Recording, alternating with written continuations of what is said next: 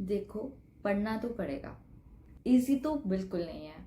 Hi guys, तो मेरा नाम रिया है एंड मैंने अभी कुछ दिन पहले अपना एसपीएम दिया था लॉ का एंड आई स्कोर्ड 48। अभी मेरे कैसे आए 48, मैंने अराउंड 29 रजिस्टर करा था, तो मेरे पास एम्पल अमाउंट ऑफ टाइम था। मतलब 10 दिन का मैंने एवरेज रखा था कि मुझे 10 दिन पढ़ना है। तो इनिशियल स्टार्टिंग डेज में मैंने 3 घंटा 4 घंटा पर डे करा एंड एग्ज़ाम आते आते मैंने लास्ट के 3-4 दिन पूरा फुल फ्लेज्ड पढ़ा। अब हुआ क्या, आफ्टर 40-50 आवर्स पढ़ने के बाद भी मेरे 48 आए। तो हुआ क्या कि मैंने जो पहली चीज़ करी थी कि मैंने आईसीआई मॉड्यूल पूरा करा स्टार्टिंग से लेकर एंड तक। थोड़ा सा सेबी मेरा नहीं हो पाया था बिकॉज वो बहुत ही ज़्यादा बड़ा है।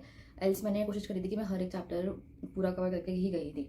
तो एंड उसके अलावा आईसीआई मॉड्यूल्स एंड देन मैंने करा जितने भी पोर्टल पे क्वेश्चंस थे। एंड मेरे पास ना कुछ पुराने पीडीएफ्स थे ओल्ड सिलेबस के। तो अराउंड मोटा मोटी मैंने 300-400 क्वेश्चन एमसीक्यूज प्रैक्टिस करे थे एंड आई वॉज कॉन्फिडेंट कि मेरा हो जाएगा। मैं बहुत अच्छे माइंडसेट से गई थी। पर वहाँ जाके आई रियलाइज्ड कि क्वेश्चंस बिल्कुल भी स्ट्रेट फॉरवर्ड नहीं थे, क्वेश्चंस बहुत ज़्यादा डिफिकल्ट थे।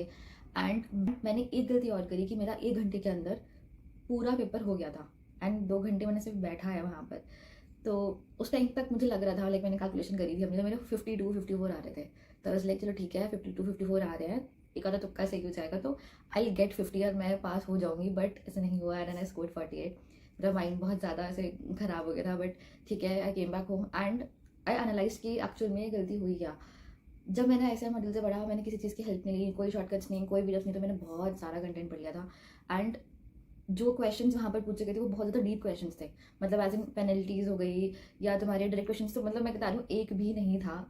और मैं ऐसे हो गई थी, जो चीज़ें मैं पढ़ के गई थी मैं वहाँ जगह ना ऑप्शन में कंफ्यूज हो रही थी। जो ऐसे ऑप्शन थे कि सेम ऑप्शन दिख रहा था कि ए और बी सेम लग रहा है, और मतलब समझ नहीं आ पा रहा था कि मुझे पता है कि इसका आंसर जैसे सपोज 7 डेज है, बट दोनों क्वेश्चन दो ऑप्शन है उसके अंदर, एक में लिखा है 7 days of receipt and 7 days of something else. तो मैं इतना ज़्यादा कंफ्यूज हो रही थी कि यार क्या है, मतलब नहीं हो रहा था। बट ठीक है, I came back home and मैंने फिर रजिस्टर करा फॉर 14 जून। तो फिर उसके बाद मैंने 4 दिन पढ़ाई करी फिर से एंड इन 4 दिन में मैंने जो अपनी स्ट्रैटेजी चेंज करी वो मैंने करा रिविजन वीडियोस। मतलब मुझे सब कह रहे थे कि रिविजन वीडियोस कर ले, वो हेल्पफुल है, बट मुझे था कि नहीं यार, मैं जब मैं मॉड्यूल्स करके जा रही हूँ तो मुझे क्या ज़रूरत है। बट मैंने जब रिविजन वीडियोस करे तो मुझे बहुत ज़्यादा कॉन्फिडेंस आया। एंड मतलब कुछ क्वेश्चन तो ऐसे थे जो मेरे एग्जाम में थे एंड वो उन वीडियोज़ में उन सर ने बोले एंड वाज लाइक अभी यार ये तो मेरे पेपर में था, अभी यार शिट, मतलब मैंने ये पहले नहीं पढ़ा था बट अब मेरा वीडियो से हो रहा है। तो सबसे पहले इंपॉर्टेंट चीज़ कि यार रिविजन वीडियोस देखो, जो चैप्टर तुम रिविजन वीडियो से कर रहे हो उसको तुरंत तुम आईसीआई मॉड्यूल से करो। देन बैक क्वेश्चंस प्रैक्टिस करो, आईसीआई की जो पोर्टल पे एमसीक्यूज है वो तुम प्रैक्टिस करो बिकॉज वो रिकॉल हो रहा है या नहीं हो रहा उसमें हेल्प करेंगे। बट वो बहुत ज़्यादा ईजी क्वेश्चन है, वैसे क्वेश्चन एग्जाम में एक्सपेक्ट मत करना। देखो, बहुत सारे लोग हैं जो पास हो रहे हैं और आगे तुम्हें बोल रहे हैं कि ये बहुत ज़्यादा इजी है, बट आई से कि ये बिल्कुल भी इजी नहीं है। बिकॉज हमें ना सिर्फ उन बच्चों के बारे में पता चल रहा है कि जो एक्चुअल में पास हो रहे हैं, बिकॉज जो फेल हो रहा है वो क्यों बताएगा। तो जब मैं सेंटर पे 2 बार गई ना, रियलाइज कि यार बहुत ज़्यादा हाई रेशो है बच्चों के फेल होने का भी। लेजिट डे 1 पर, मतलब जब मैं गई थी उस दिन भी बहुत सारे बच्चे थे मेरे अगल बगल जिनका नहीं हुआ था मेरे साथ। एंड जब मैंने दूसरी बार एग्जाम दिया तो आई रियलाइज कि उस बार भी सेंटर पे बहुत सारे बच्चे थे जिनका नहीं हुआ।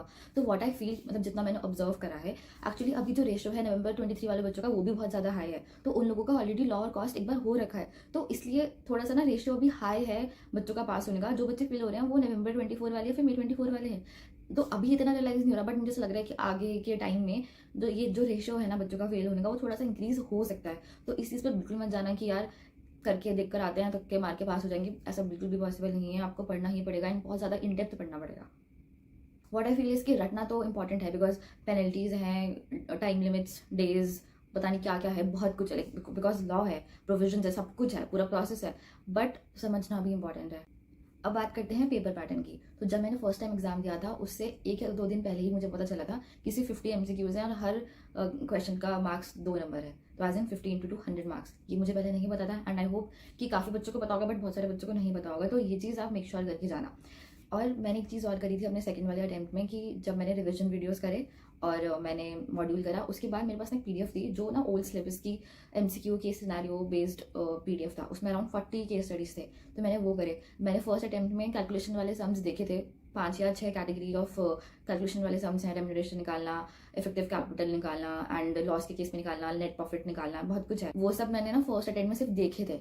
मैंने अभी सेकंड टाइम में एक्चुअल में प्रैक्टिस करे थे एंड बहुत सारे क्वेश्चंस एज इन 5-6 क्वेश्चन तो इन कैलकुलेशन के मेरे आराम से आए थे। नेक्स्ट चीज़ जो मैंने रियलाइज करी अपने सेकंड अटेम्प्ट में वो थी कि क्वेश्चंस रिपीट होते हैं। अराउंड 15 से 16 क्वेश्चंस ऐसे थे जो same as it is same case study, सब कुछ सेम था। तो वो मेरे लिए बहुत बेनिफिट रहा था, क्योंकि मैंने ना क्वेश्चंस नोट डाउन कर लिए थे। मतलब मैं बैठी थी, मैंने सोचा कि क्या क्या क्वेश्चंस आए थे, एंड मैंने पूरी उनकी एक लिस्ट बनाई थी कि मुझे ये क्वेश्चंस तो करके ही जाने हैं फिर से। एंड बाय गॉड्स ग्रेस वो क्वेश्चंस लेकर अराउंड 15-16 क्वेश्चंस आए थे। अब मैंने किसके वीडियोस देखे थे, तो one and only Harsh Gupta sir. मतलब मैंने और भी टीचर्स ट्राई करे थे, बट मुझे नहीं सूट हुआ। हर्ष गुप्ता सर का एक 7.5 आवर्स का मैराथन है कंपनीज लॉ का, एंड उनका अदर्स लॉ का हर एक चैप्टर का एक एक वीडियो है। इतने बढ़िया है ना वो, कसम से। तो उनको करो एंड साथ में मॉड्यूल्स खोलो, कसम से। मतलब क्या लेवल ऑफ तुम्हारी प्रिपरेशन होगी ना, तुम रियलाइज भी नहीं कर सकते। तो बस है कि यार अच्छे से करो। एक और इम्पॉर्टेंट चीज़ जो मैं बस बोलना चाह रही हूँ कि मैंने ना सेंटर पे देखा बहुत सारे बच्चे एडमिट कार्ड ही नहीं लेकर आए थे। लाइक ये तो बहुत बेसिक है यार, तुम्हें एडमिट कार्ड प्रिंट तो करवा के लाना ही है ना। और दूसरी चीज़ की आधार कार्ड, यार एडमिट कार्ड पे बहुत क्लियरली मेंशन है कि आपको अपना एडमिट कार्ड प्रिंट आउट करके लेकर आना है, एंड आईडी कार्ड ओरिजिनल साथ लेकर आएंगे, अदरवाइज वो आपको एग्जाम नहीं देने देंगे। मैंने वहाँ बच्चों को लेजिट इधर उधर भागते हुए देखा है कि आईडी ले आए या जो भी है। तो प्लीज़ मेक श्योर करना कि आप अपना एडमिट कार्ड और आईडी कार्ड साथ लेकर जाओ। वेल इन टाइम पहुँचो, पेपर आराम से करो, टाइम स्पेंड करो पेपर क्वेश्चंस के साथ। जितना बेस्ट पॉसिबल आंसर तुम्हें जो लगता है वो चूज़ करो, एंड आई होप कि तुम्हारा एग्जाम क्लियर हो जाएगा।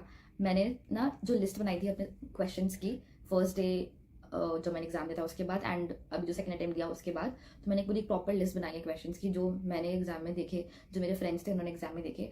तो so there is a list of questions जो मैंने प्रिपेयर करा है।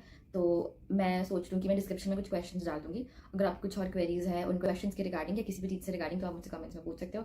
एंड आई होप कि आपका एग्जाम अच्छा हो और आप क्लियर कर लो।